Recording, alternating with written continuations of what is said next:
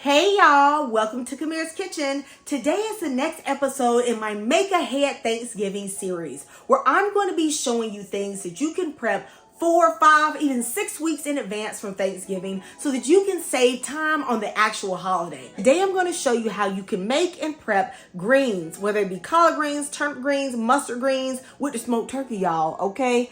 In advance for Thanksgiving to cut back on food prep time. Let's go ahead and get started. I'm going to start off by washing my greens. Y'all know greens are super dirty. They have bugs, they have dirt, eggs from bugs on them, all types of stuff, and you just have to get rid of that filth. Now, these collard greens are from my garden. They definitely have little eggs on the back, and that has to be addressed. Did you all know that when it gets cold outside, the greens actually get sweeter? So this time of year and also in November and even December, you're going to have the best greens because as the greens go through the cold, they start to produce sugars to help prevent them from freezing that actually make the greens taste better. So y'all get your hands on some greens. I'm using kale today, turnip, and the collards. The way in which I wash my greens is honestly different than the old school method. I like to use a surfactant or a type of soap that is safe for vegetables. I've had people tell me that they think I'm just trying to do something new or be different, but this is honest to goodness the way that I really wash my greens because I feel like it's more effective. And I'm the type of person where I'm not stuck on doing things one particular way or set on doing things a traditional way. I honestly just do it the way that works best for me. So once I've added this veggie soap, I'm going to agitate the collard green leaves one at a time doing the front and the back because I want to knock off any eggs. I also want to ensure that any bugs that are on them come off. A lot of people don't know, especially if they're not gardeners, that soaps and surfactants actually smother bugs. It smothers them from being able to breathe. So it really is very effective at killing them.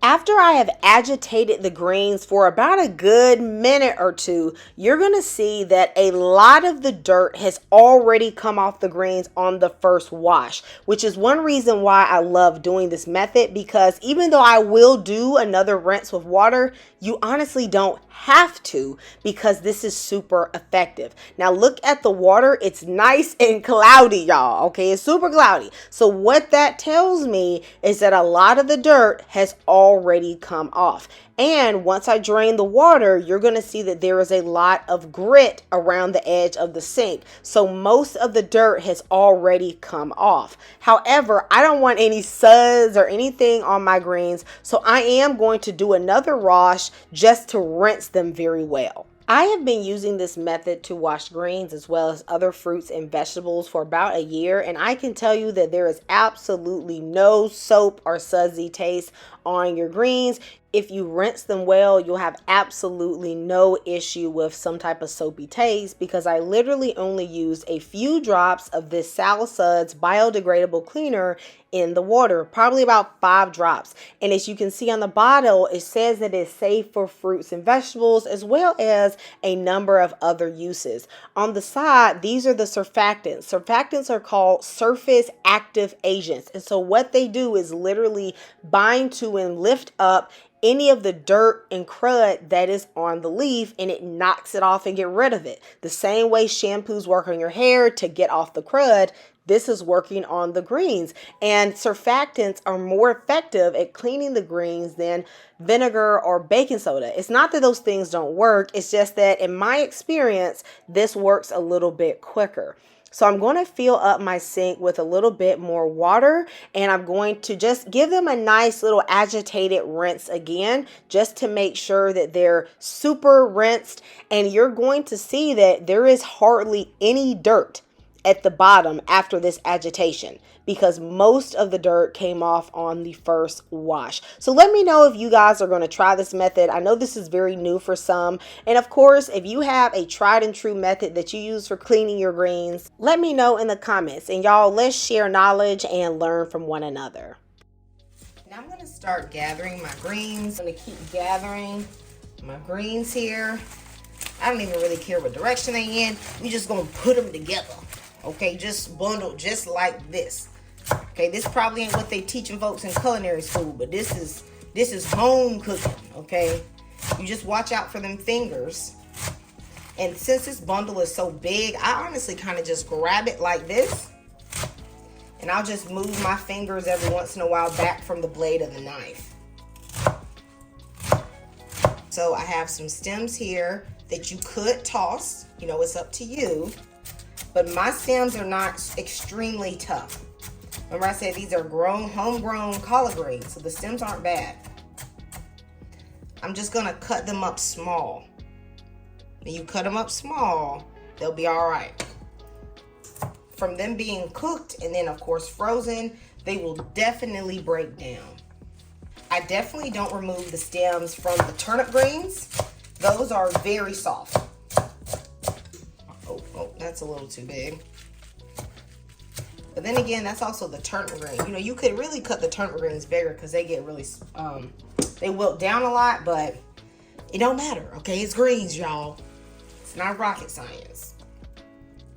Then we're gonna just place these at the side too and do the rest of the greens.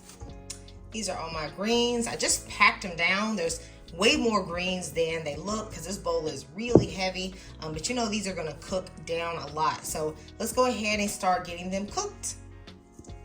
Into a large stock pot, start adding your greens.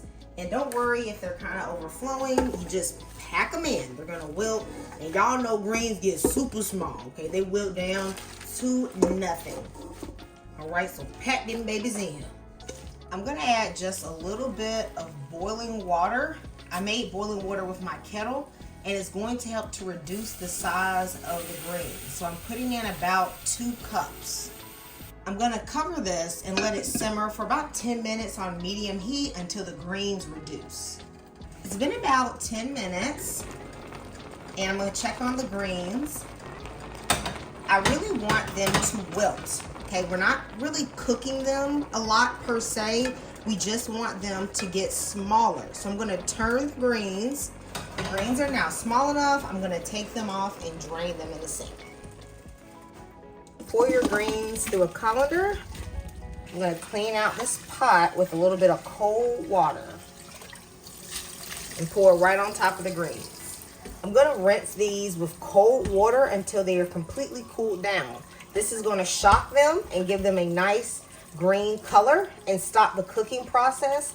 This is why you also don't want to cook the greens very long, because if you cook them for a long time, all the flavor and nutrients of the greens is going to get into that water that we're actually going to drain. So you just cook them long enough in order for them to become small. And look, these 3 bundles of greens have become just this small amount. Okay, so of course you do the size that you need for whatever, you know, amount you're cooking. They are nice and cool, so I'm going to squeeze them. Like, you're gonna have to squeeze them. Y'all, put y'all back into it, okay? Because you want to get as much water as possible out of the greens. All right, so I'm gonna squeeze them really tight. Then I'm gonna place them in a bowl.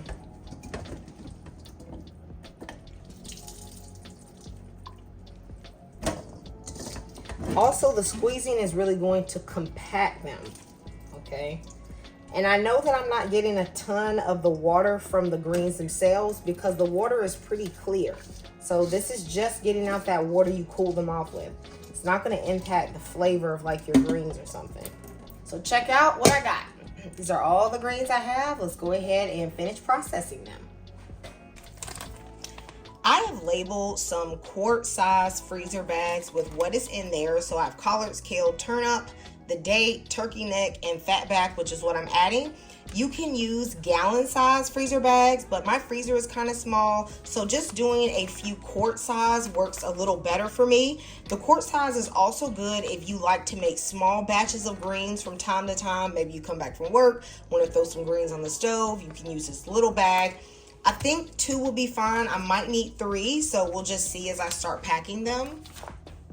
These are the type that claim they can stand up while I fill them. So I'm gonna see if that's true.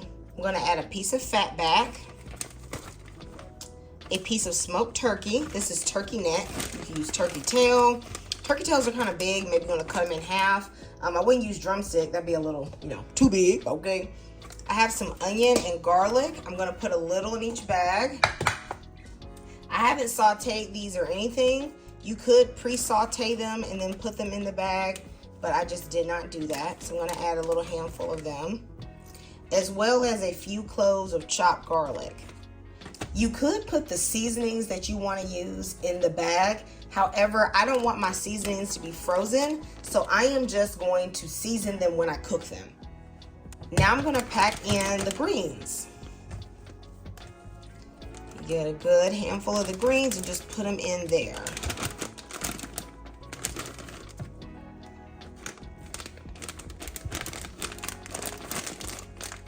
All right, some more can get in there. You want as little air as possible to be in these bags. So I like to fill mine up like really well. That air, if you have a bunch of excess air and things like that, that is going to, make it so that your stuff freezer burns more quickly. I'm going to close it about 3/4 of the way and then press it down. I want to push out the air even further, as much as I can, and then close it all the way. And looky there, you have some greens in your bag. Okay? You guys tell me if you have ever done greens like this before, like prep greens in advance, frozen greens, canned greens. I've actually done canned greens, but I know everybody does not can. So you could do that as well. Now, if you can those greens, they're pretty much going to be, well, they are going to be cooked. So you don't even have to cook them. They're going to just, be ready the day of. You just warm them up. But that's home canned greens, not no glory. Okay, they don't taste the same. They working on, that's different. Gonna add the rest of the greens to this quart bag. Now, I'm not gonna cook these in 2 separate batches. When I make this, I'm gonna defrost both of them at the same time. So I don't really care if, I've distributed all the veggies evenly, because I'm gonna use it all at once, so it doesn't matter. But if you know you're gonna do this in separate batches, you can just make sure you get the onions and the greens and everything a little bit more even. So that's all my greens. Again, I'm going to just put this down to, about 3/4 of the way and press out all the air. Perfect. If you're gonna do like me and basically make these in the Instant Pot, you don't even have to unthaw them. You can just thaw them enough so that they can get out of the bag. You can stick them in there practically frozen with a little bit of water and then pressure cook them for about 45 minutes. I reduced the time on how long I pressure cook them. The freezing is going to also break down the greens quite a bit, so you don't need to cook them nearly as long. So I'm going to stick these in the freezer. So this is my frozen bag of greens. When I defrost them, they're going to be ready to cook in the Instant Pot or on the stove. I'm gonna have another video where I'm gonna actually make everything that I do in the Make Ahead series into a Thanksgiving meal and show you just how little time it takes to put everything together. Y'all, I'm gonna see you next time in Camille's Kitchen. Goodbye and God bless.